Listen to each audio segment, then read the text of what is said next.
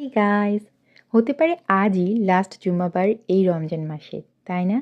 তো আমার হাজব্যান্ড আজ সাত সকালে ঘুম থেকে উঠে বাজারে চলে গিয়েছে, গাদি খানেক বাজার করে এনেছে। জানি না এত বাজার কে খাবে, কেননা ঈদের ছুটিতে আর কিছুদিনের মধ্যেই চলে যাব। তবে বাজারের মধ্যে এই আইটেমটা আমার নজর কেড়েছে। ও জানে আমার গরু মাংস ফেভারিট, তাই গরু মাংস নিয়ে চলে এসেছে। আর এইরকম পিসগুলো কি যে ভালো লাগে আমার। গরুর মাংস আজ রান্না করব, সেই সাথে দুটা স্পেশাল আইটেম। আজকের মাংসগুলো না গরুর পেছনের রানের, তাই আমি প্রেশার কুকারে দিচ্ছি। তাই বললে ভুল হবে, আমি সবসময় প্রেশার কুকারেই মাংস কষিয়ে এবং ভালো মতো সুসিদ্ধ করে রান্না করতেই বেশি পছন্দ করি। এই চিলি ফ্লেক্সটা হোমমেড, দেখো। হোমমেড চিলি ফ্লেক্সের কি দারুণ একটা কালার আসে। গরুর মাংস আমার একটু ঝালঝালি পছন্দ, তাই আমি এখানে 3 রকমের মরিচ দিই, চিলি ফ্লেক্স, গুঁড়ো মরিচ, সেই সাথে এরকম শুকনো মরিচ। তেল ঢালতে যেয়ে দেখি যে তেল একেবারে শেষের পথে। এই মাংসটাতে না তেল একটু বেশি দিতে হবে। ওই যে বললাম গরুর পেছনের রানের মাংস, আর ও একদম সলিড পিসই বেশি এনেছে, হাড্ডি চর্বি খুব কম ছিল।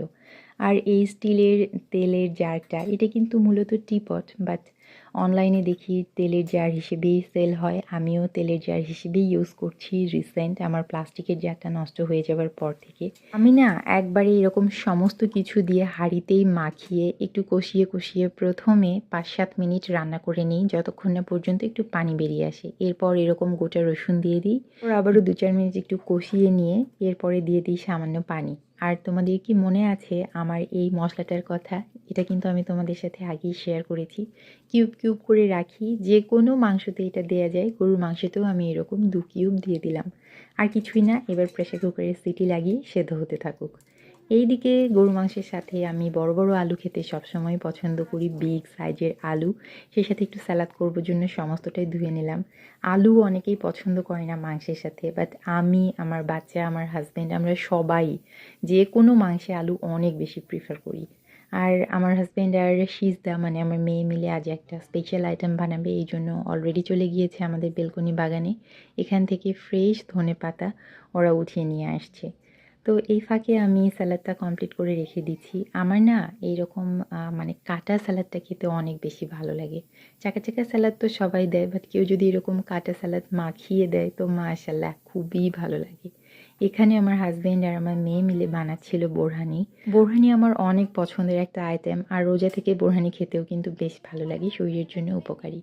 এইবার আমি এখানে গরু মাংস হতে হতে বানিয়ে নিব একটু ভুনা খিচুড়ি। ভুনা খিচুড়িটাতে আমি অন্য কোনো রকম সবজি টবজি কিচ্ছু অ্যাড করতে পছন্দ করি না। জাস্ট আমি এখানে ডাল দিই, মসুর ডালটা খুব কম দিই, আর বুটের ডাল এরকম আগে থেকেই সেদ্ধ করে নিয়ে অ্যাড করে দিই। তাছাড়া দেখা যায় বুটের ডালটা ভালো একটা সেদ্ধ হতে চায় না। ব্যাস, এবার এখানে খিচুড়ির ব্যাপারও কমপ্লিট, এটাও এদিকে হতে থাক। এইদিকে দেখুন আমার মাংসের এরকম অবস্থা। প্রেশার কুকার খোলার পরে সমস্তটাই দারুণ সেদ্ধ হয়ে গিয়েছে। আর এই গোটা রসুনগুলো আমি উঠিয়ে নিয়ে এবার মাংসটাকে কষাতে থাকবো। উঠিয়ে না নিলে না মাংসের সাথে একদম পুরোটা মেল্ট হয়ে যায় রসুন। এই মুহূর্তে আমি কোনো প্রকার ভাজাভুজি না করেই আলুগুলো দিয়ে দিই। আলু এভাবে দিলেও কিন্তু দারুণভাবে সেদ্ধ হয়ে যায়। আর আমার হাজব্যান্ড এখানে একটু বেগুনি ভেজে নিচ্ছিল। ব্যাস, এই তো কমপ্লিট। ভুনা খিচুড়ি, ধামসা সাইজের আলু দিয়ে গরুর মাংস ভুনা, কাটা স্যালাড আর পেঁয়াজি বেগুনি, এটাই হলো আমাদের আজকের ইফতারের আয়োজন। আলহামদুলিল্লাহ, পুরো ফ্যামিলি একসাথে ইফতার করার থেকে সুখ আর দ্বিতীয়টা নাই। এরপরে নামাজের পরে চা বা কফি খাওয়ার ক্রেভিং ওঠে, যদিও নামাজের পরপর আমরা কফিটাই খাই ক্লান্তি দূর করার জন্য। রিসেন্ট সাজিদ এই কফিটা নিয়ে এসেছে, এটা হলো ব্রাজিলিয়ান কি যেন বললো, আর ডাবল ফিল্টার্ড, একটু কড়া ফ্লেভারে। চা কফির নতুন জার খুলতে আমার খুবই ভালো লাগে, বিশেষত কফির এই যে ওপরের এই সিলটা খোলার সাথে সাথে কড়া একটা গন্ধ এসে নাকে লাগে, এই ব্যাপারটা আমি খুব এনজয় করি। আমরা হাজব্যান্ড ওয়াইফ দুইজনেই ব্ল্যাক কফি একটা সময় খেতেই পারতাম না, সেই আমরা এখন ব্ল্যাক কফি এত পছন্দ করি। আসলে অভ্যাসই সব কিছু। আর ব্ল্যাক কফি কিন্তু শরীরের জন্য অনেক ভালো, যদি আপনি তা পরিমিত পরিমাণে খান।